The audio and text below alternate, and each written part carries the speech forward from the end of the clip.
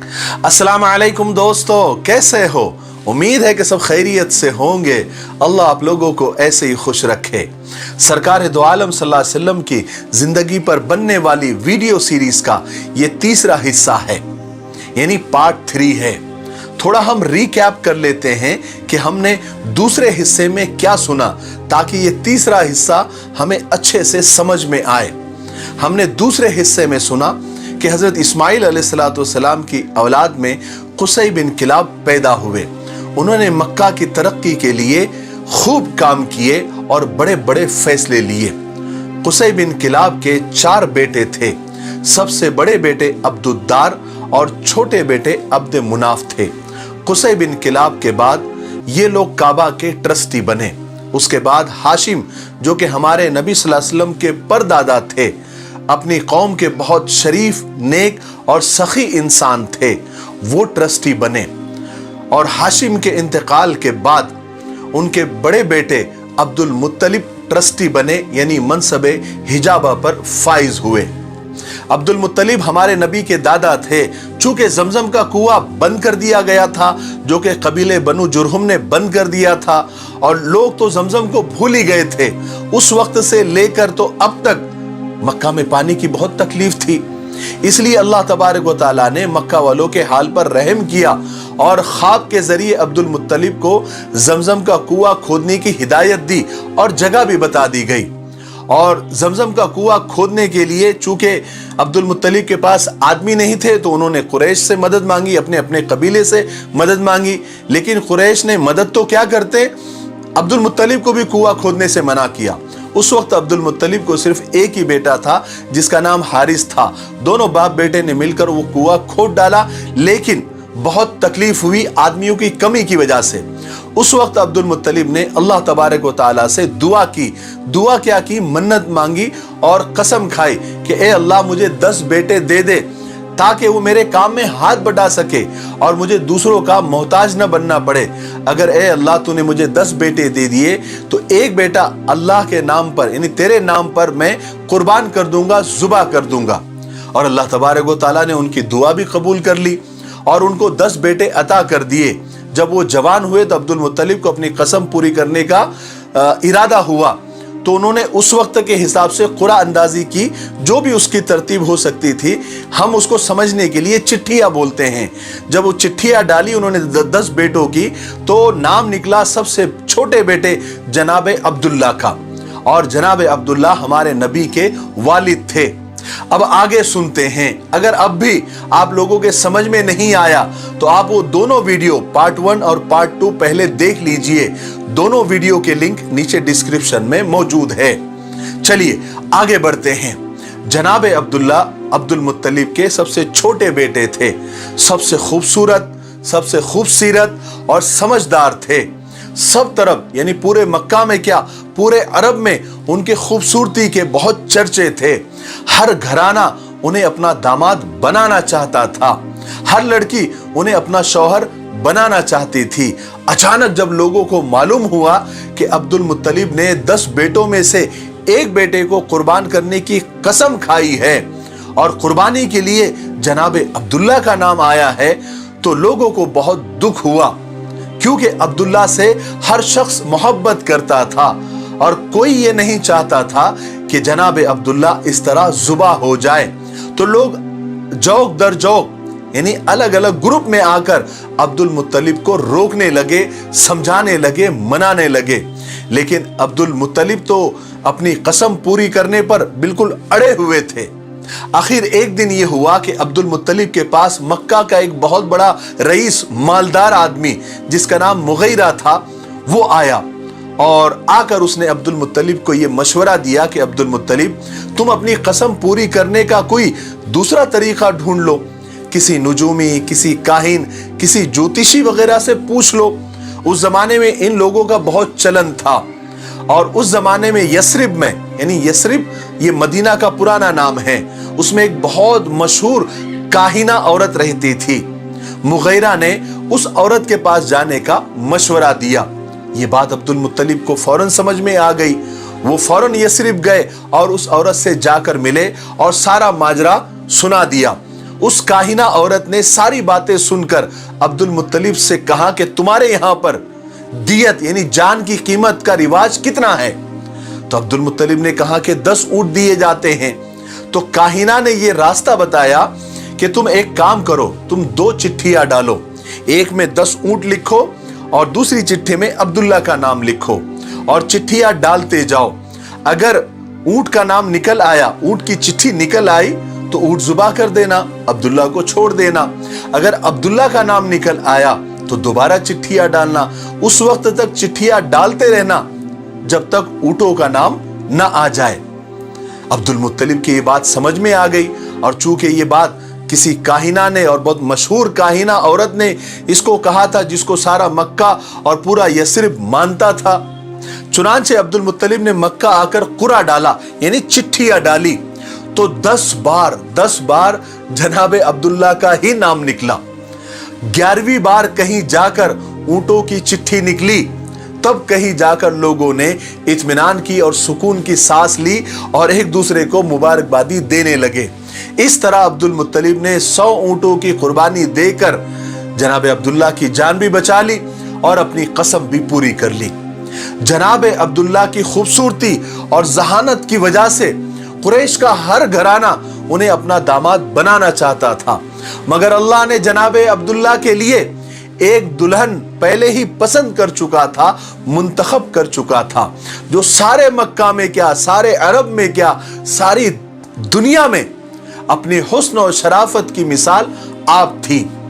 इसलिए कि उस जोड़े के जरिए अल्लाह तबारक व तआला को एक ऐसी मुकद्दस हस्ती को जन्म देना था। वो जोड़ी एक ऐसी मुकद्दस हस्ती जन्म देने वाली थी जिनके सदक़े में ये दुनिया बनी, ये आलम बना, ये जहान बना।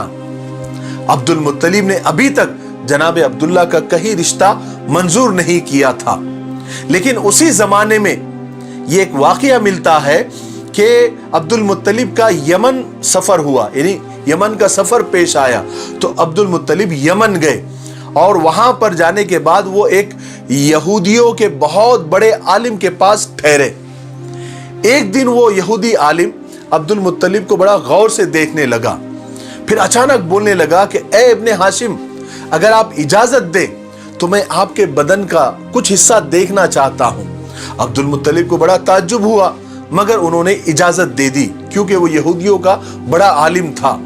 अब उस यहूदी आलिम ने अब्दुल मुत्तलिब का बदन टटोलना शुरू किया, यानी देखना शुरू किया।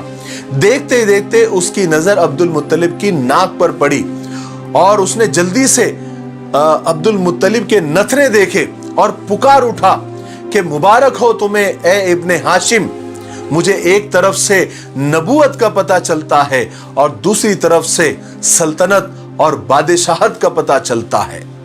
फिर उस यहूदी आलिम ने कहा कि ए अब्दुल मुत्तलिब, अपने बेटे का रिश्ता बनु ज़ोहरा के खानदान में ही करना, क्योंकि इसी खानदान में नबूवत के मुझे आसार दिखते हैं।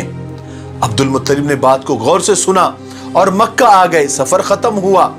उस वक्त हर घराना जनाबे अब्दुल्ला को हासिल करना चाहता था और कोशिशें भी कर रहा था, रिश्ते भी भेज रहा था, मगर अब्दुल मुत्तलिब रिश्ता कबूल करने से पहले अब्दुल मुत्तलिब ने तहकीक की कि बनु ज़ोहरा में कोई लड़की है या नहीं।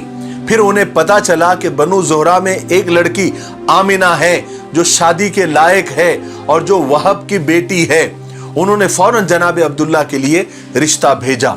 हजरत आमिना के माँ बाप खुद ही जनाबे अब्दुल्ला को बहुत यानी हर तरह से पसंद करते थे। पैगाम मिलते ही उन्होंने फौरन रिश्ता मंजूर कर लिया। उसके बाद थोड़े ही दिनों के अंदर खानदान बनु ज़ोहरा की बेटी हाशमी घराने में बियाह कर आ गई और शादी के बाद ही जल्दी ही हजरत आमिना उम्मीद से हो गई, यानी प्रेग्नेंट हो गई। फिर हुआ यह कि हजरत आमिना के हामिला और प्रेग्नेंट होने के बाद एक वाकया पेश आया। वाकया क्या था? एक दर्दनाक हादसा था। उस जमाने में एक तिजारती काफिला यानी एक बिजनेस टूर मक्का से शाम जाने वाला था, जिसके साथ जनाबे अब्दुल्ला का भी जाना बिल्कुल तय था। चुनांचे नई नवीली दुल्हन से रुखसत लेकर जनाबे अब्दुल्ला काफिले के साथ मुल्क शाम रुखसत हो गए। शाम पहुंचकर काफिले ने जो भी उनको लेन देन करना था, खरीदो फरोख्त करनी थी, सामान लेना बेचना वगैरह सब पूरा अपना वो निपट कर वो काफिला मक्का के लिए वापस रवाना हुआ। लेकिन अल्लाह को ये मंजूर नहीं था कि जनाब अब्दुल्ला दोबारा घर लौटे, अब्दुल मुत्तलिब अपने बेटे को दोबारा देखे और जनाब अब्दुल्ला अपनी नई नवीली दुल्हन से फिर मिले। जब ये काफिला यसरब पहुंचा तो अचानक जनाब अब्दुल्ला की तबीयत खराब हो गई और कुछ ही दिन के बाद उनका इंतकाल हो गया। उन्हें यसरिब के करीब ही एक मकाम इबवा पर या अबवा पर दफन कर दिया गया।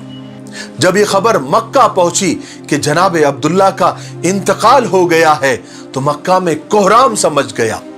हर छोटा बड़ा अपना पराया, हर कोई गमजदा था, हर कोई रो रहा था, क्योंकि सब जनाब अब्दुल्ला को बहुत चाहते थे और उनकी अभी अभी शादी भी हुई थी और उनके घर बच्चा पैदा होने वाला था। मगर जिस खुदा ने इस घर को, इस घराने को ये गम दिया था, उसी घराने को खुदा एक बहुत बड़ी नेमत से नवाजने वाला था, जिसकी खुशियां हर गम पर भारी होने वाली थी। चुनांचे वक्त गुजरता गया, हजरत आमिना के यहाँ पैदाइश के दिन करीब आते गए। फिर वो मुबारक दिन आ ही गया, 12 रबीउल अव्वल पीर का दिन, अंग्रेजी तारीख 20 अप्रैल 571 की सुबह के वक्त दुनिया व आखिरत की बरकतें और रहमतें लेकर एक सरापा नूर बच्चा दुनिया में तशरीफ ले आया और यही बच्चा पैगंबर आखिरुज़्ज़मा रहमत आलम हजरत मोहम्मद सल्लल्लाहु अलैहि वसल्लम थे। सब दरूद शरीफ पढ़ ले और जब भी सरकार दो आलम सल्लल्लाहु अलैहि वसल्लम का नाम आए तो जरूर दरूद शरीफ पढ़े, इसका एहतमाम करे।